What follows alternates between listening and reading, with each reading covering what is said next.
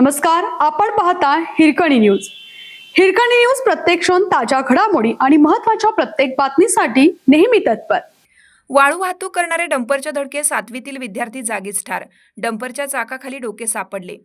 सांगली पलूस नेहमी सुसाट आणि बेजबाबदारपणे गौण खनिज वाहतूक करणारे डंपर व इतर अवजड वाहनांची प्रचंड रहदारी असणाऱ्या पलूस येथील आमनापूर रस्त्यावर वाळू वाहतूक करणाऱ्या डंपरने शालेय विद्यार्थ्याच्या सायकलला जोरदार धडक दिली.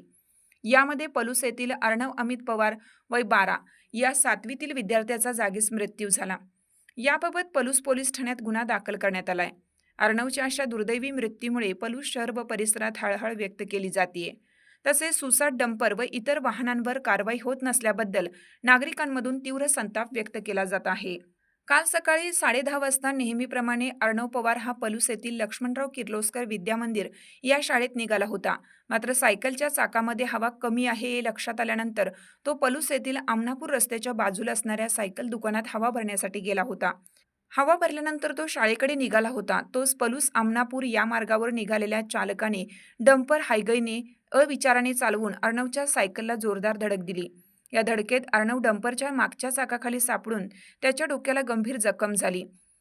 त्यामुळे अर्णवचा जागीच मृत्यू झाला. अपघातानंतर डंपर चालक पसार झाला.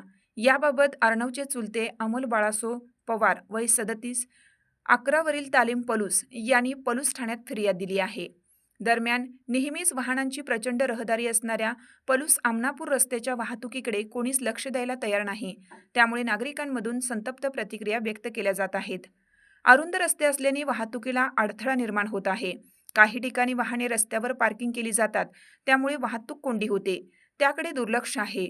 या मार्गावरील वाहतूक व्यवस्था सुरळीत करावी अशी मागणी होत आहे. आपल्या हिरकणी न्यूज चॅनलला लाईक करा, शेअर करा आणि सबस्क्राईब करायला विसरू नका. आणि रहा अपडेट.